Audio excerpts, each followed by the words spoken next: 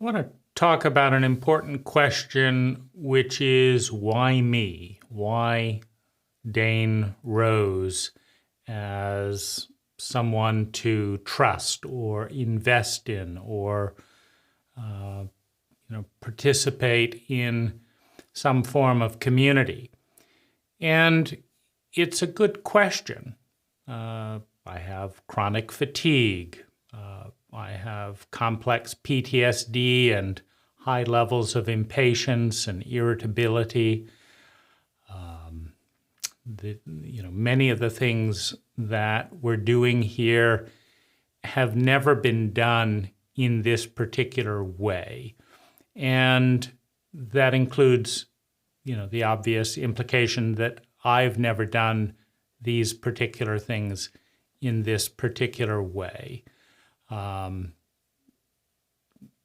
never been involved and, avidly avoid any kind of a committee. I've worked for myself since I was 17, and, the few times that I've been in meetings, bogged down with an effort to find, consensus, have been maddening. And so it's a good question. So, I want to look at the answer on a couple of different levels. So the first thing is it's shocking to me that I am the only person that I know that is tackling the question how to scientifically model micro-communities of 100 people with a goal of having a 10x higher quality of life per unit of energy invested. I have no idea why these pods of people, these synergies, etc., are not all over the place. It's startling in the negation of an obvious pursuit that I am in fact surrounded by relatively isolated, relatively shallow, relatively emotionally illiterate, and unhappy people consuming large amounts of time, money, and natural resources to perpetuate the status quo. And so, the first and perhaps most important thing is every question is a quest. And the quest that one embarks upon is in some ways more important than the journey or even the outcome. In an extreme analogy, if someone sets out to create nuclear holocaust with a few $1 billion and the most competent team ever known to humankind, that's not a good thing. Intelligence begins by setting one's sights on a worthy goal, a worthy quest. And there is no worthier quest than developing and modeling the scientific alchemy of 10x living in microcultures with small groups of people. And so, that's one, and I think an important reason to be interested in. I am automatically interested in anyone pursuing this type of thing methodically because it is amongst the most intelligent things that an intelligent person could pursue.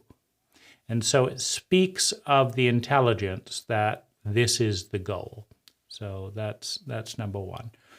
The second thing is, most pivotal change in the history of the planet and the species has occurred because an individual or small group of people with an atypical perspective, pursues and creates something that no one else thought was possible. So that's the norm for how most good things come into being. And I am an anomaly, a minority in a number of respects. Start with the forming of my landscape business at age 17. At age 17 in Vancouver, Canada, as an American citizen, I left home and started Mystical Landscapes 29 years ago. And 90% of all small businesses go bankrupt and stop existing within 10 years. I've been doing this for 29 years. So we're dealing with, 5% statistics in being able to start, run, and successfully grow a business for 29 years. Now, the way that I've done that is also atypical. Most business owners are a slave to their business. I'm making more money than I've ever made in my life, working an average of 2 or 3 hours a day. And so in order to do that, and in order to do that on time, in fact, 90% of my jobs have been done ahead of stated deadline, and they've all been done on budget. To do something early and on budget, reliably, when it's as complex as a multidimensional landscape that includes lighting, irrigation, plants over a period of time, drainage, concrete work, fencing, welding. In other words, we're looking at a complex ecology that needs to function intelligently. And so I am in the top 4%, overall in the landscape industry, and in the top 5% of surviving, 29 years. And also, in the top 1% of doing things on time and early in the contracting industry, in a pretty complex field. So that requires a certain skill set that actually ties in. I've been a general contractor, and so developing land, laying out design ideas, doing things methodically, doing things cost effectively. I'm in the top, 1% of people capable of doing those types of things. So that's a secondary asset to the most important one, which is asking the right questions and pursuing the right goals. Another thing that I think is significant is that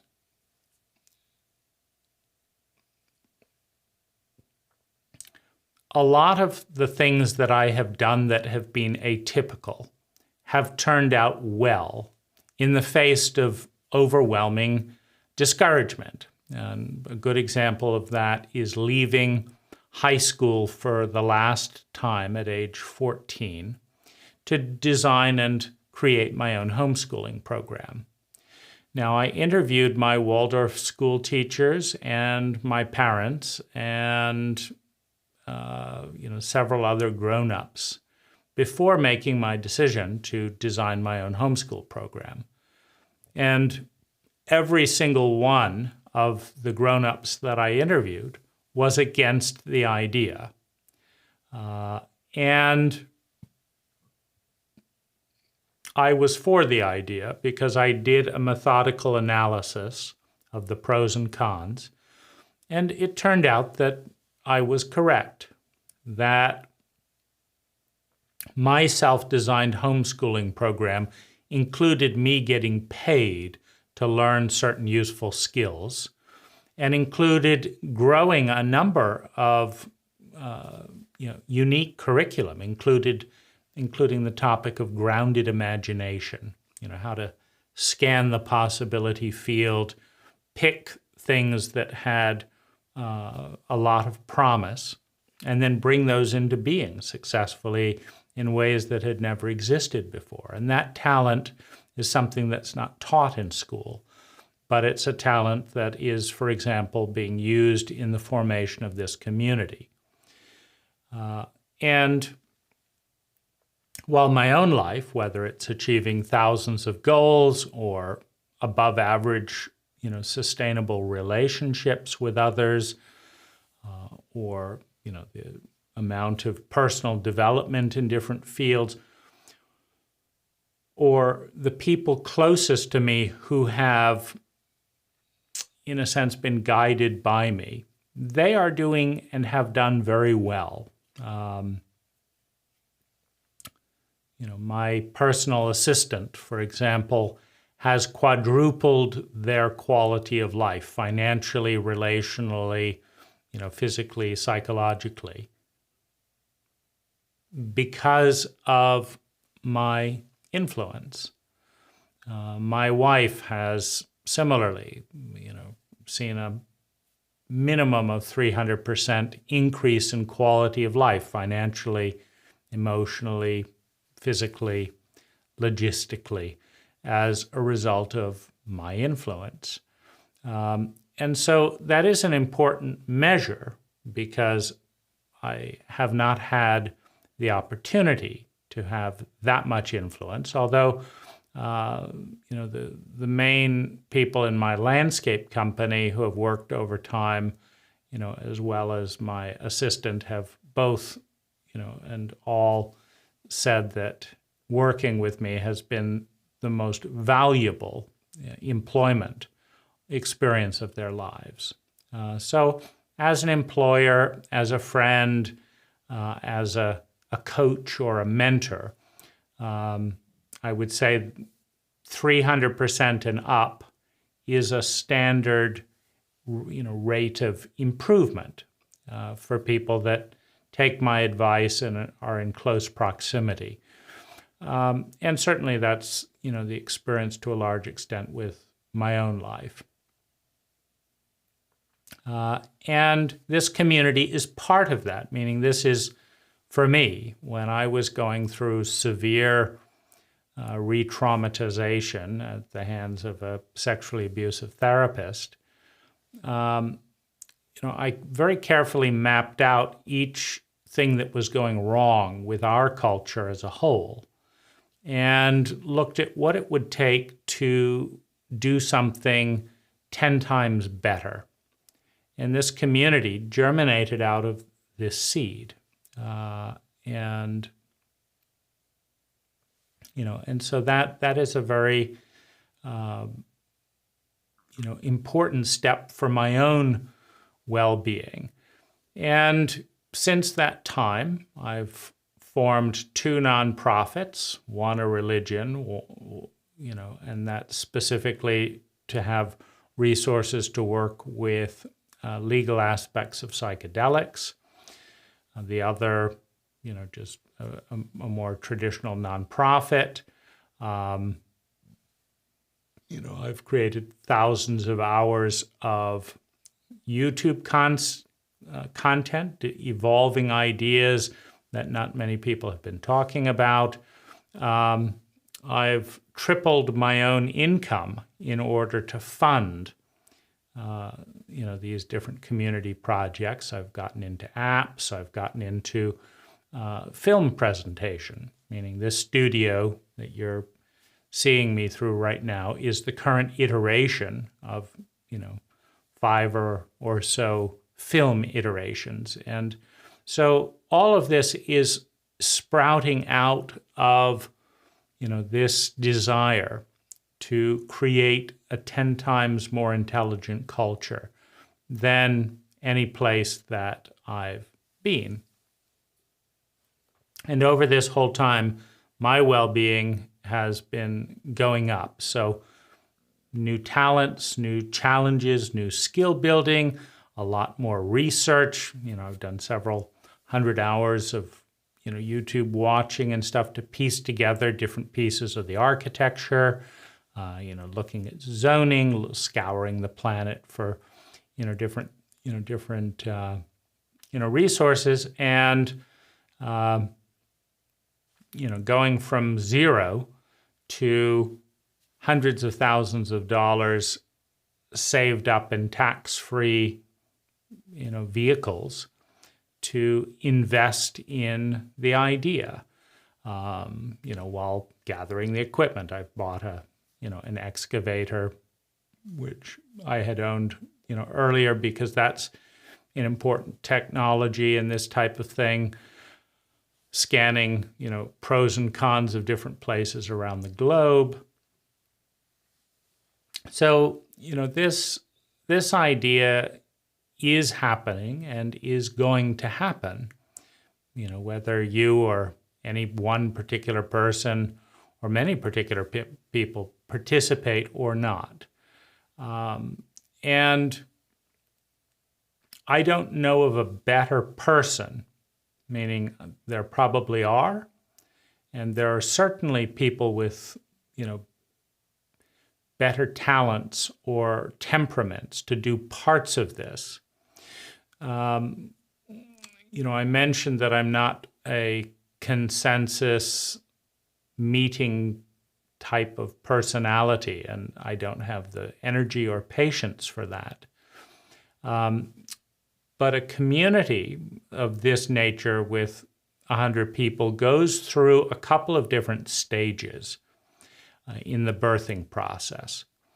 Now, the first stage is very autocratic, meaning because this community has not existed before except in my heart and mind, and also because, as a very nuanced, meticulous engineering type personality that is also highly sensitive, using Elaine Aron's definition of the word, I find that a meticulous, highly sensitive personality with design talent is very intelligent to defer to initially. And when we all came into our culture, it was largely bludgeoned into us through carrot and stick trauma dynamics, through the need to survive and fit in. And norms are very, it's very common to cling to norms, whether they're intelligent or absurd. And so we do, to a general degree, cling to our norms, however absurd they may be. And it feels uncomfortable, always, to go into the unknown, to try on something new. And there's resistance. There's built-in resistance to change and to something that is radically different. If you look at infants screaming as they come into our culture, they are not happy adapting to what's going on here. But then they settle in by the time we have language, and there's a certain amount of cooperation and adoption of the cult. This is a new culture, a new cult. It's just a pattern of thinking, feeling, speaking, doing, and being. And it's one I'm taking great care in establishing and looking to some of the best cultures and elements in the world to do. Now, there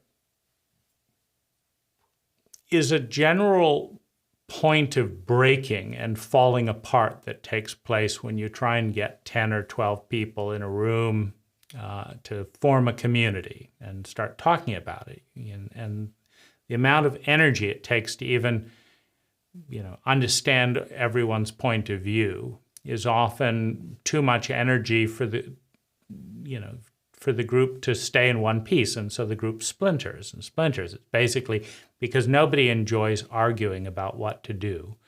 And that's, the first place to begin in a consensus-forming community. You're basically asking people who are trying to feel better and enjoy community to all come together and do something they don't enjoy, which is have other people tell them why their ideas are not the right ones and theirs are better, and go back and forth and then have a stalemate and then meet again and do it all over again. And this is not the right way to get something new and interesting off the ground. What you need in the beginning stage is one competent person with leadership and and vision, and to establish that vision and that leadership. And then people that relate to it and feel served by that particular recipe can coalesce, bypassing that splintering thing of, you just get 12 people who all want community of some kind to get together, and they all, of course, have 12 different versions. And so the first stage of this project is autocratic, is visionary, right? So I'm gathering the money, I'm selecting the land, I'm putting together the recipes, developing a lot of the visions, etc. And it's not at all about consensus, except that everyone is free to participate or not to participate or form their own community. I mean, I'm in no way discouraging anyone from looking at everything that I'm doing and saying, I like 60% of that, but I don't like 40%, so let me go start my own community, right? That's fine. That's wonderful. And very healthy. But it's important, to understand that it may take 7 years of your time and savings and, thought, and you're going to have to do something better, right? So there's a cost to participate in this, and most people lack, are happy to have opinions or to argue with, opinions, etc., but lack that discipline and willingness and care to really do something in their own way better for them, than whatever it is they're arguing about. And so, the first stage of this project will be guided by, and I forgot to mention, I spent time at the Hawthorne Valley Waldorf community in upstate New York, the Michael Hall and Hoathly Hill Waldorf community in West Hoathly, Sussex, England, the Findhorn community in Scotland, the Harbin community in Northern California. I read books and watched videos on different aspects of, shared living, etc. And so I do have a sense, both as a child and as an adult of, what the opportunities are and what some of the benefits can be and what some of the downsides can be.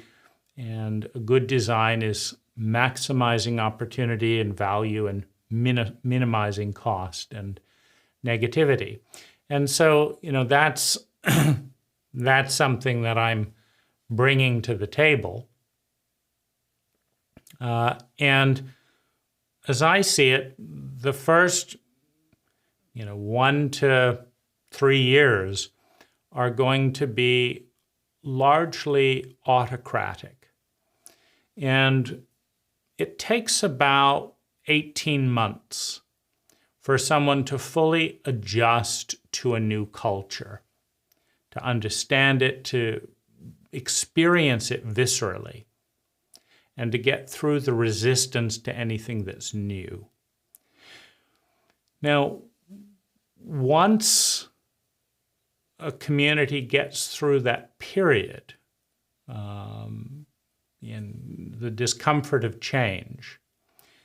Now the new status quo, the new norm, is the community, but now you're on the inside. And at that point, you're now in a position to refine it, to improve it. So the second stage of community is democracy. And that takes a real talent, and a skill that many of us don't have. And I'm very interested in bringing in app technology for this because meetings are horrendous. But votes are efficient, and they are facilitated by the technology on our phones. And so, one of the most important aspects in scaling this, making it, into workable recipes that thousands of groups of people, small groups of people around the world can replicate and adapt. And so that this community can blossom into its full diversity and potential, is that after the adoption and acclimatization and autocratic period, you have a democratic period where informed people who now know how the community operates can now participate in tweaking it and adjusting it to something that is more conducive to their own and the majority's well-being. And so I'll be shepherding it through to that state, and it's a natural, leadership, analysis of decisions, delegation, etc. That's very comfortable for me, as it's the role I've generally played. It's not what I want, in the sense that, I have tried to give away control of my landscape company, for example, over the 29 period to, any intelligent employee that wants to take initiative. And to the extent that they are able and willing, they get the authority. I just haven't met an employee that had my drive and overall design talent and, management piece to be able to give the whole thing to, which would be wonderful. Here's some work. Make it happen. Call me when it's done. That would be really nice. And so, I operate in a leadership capacity because I'm good at it.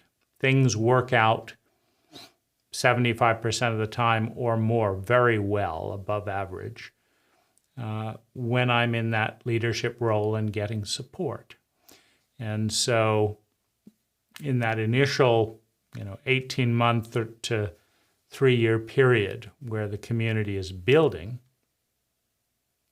my main focus is on finding people, a lot or a few people that trust my design talent enough and align with the visions enough to be an ally, to actively support. And then, it's perfectly fine to be wrong. I mean, there's nothing wrong at all about going through all the protocols and finding that this is too overwhelming or there's too many things going on all at once, so let's simplify and drop this out. And an app makes it very easy for everyone to give feedback so that, that will help me, reach a point of sustainable success where we're all generally very clear that we're experiencing much higher quality lives for less energy investment than before we joined. And that's the goal. And then we move into the iteration process. And once the app system of, taking votes and understanding who's good at what, because you do not want a consensus of uneducated, incompetent people weighing in. Like, if there's a brain surgery going on and the doctor has a question, the only person he's interested in asking is another doctor who's a brain surgeon. What do you think about this situation? You do not want a vote of people that know nothing about brain chemistry deciding whether you do surgery A or surgery B. That is absurd. You do not want a vote from somebody that doesn't know horticulture, or should we plant this plant in the sun or the shade? That's not a consensus vote. It's a competency vote. And so you need to establish and understand with a certain amount of experience in living together who knows what. And the people that know stuff need to have the vote about what should be done competency-wise. The things that, the votes that have to do with results, who likes to see red flowers rather than yellow flowers. That's not a competency vote, that's a taste vote. Everyone should be voting on that.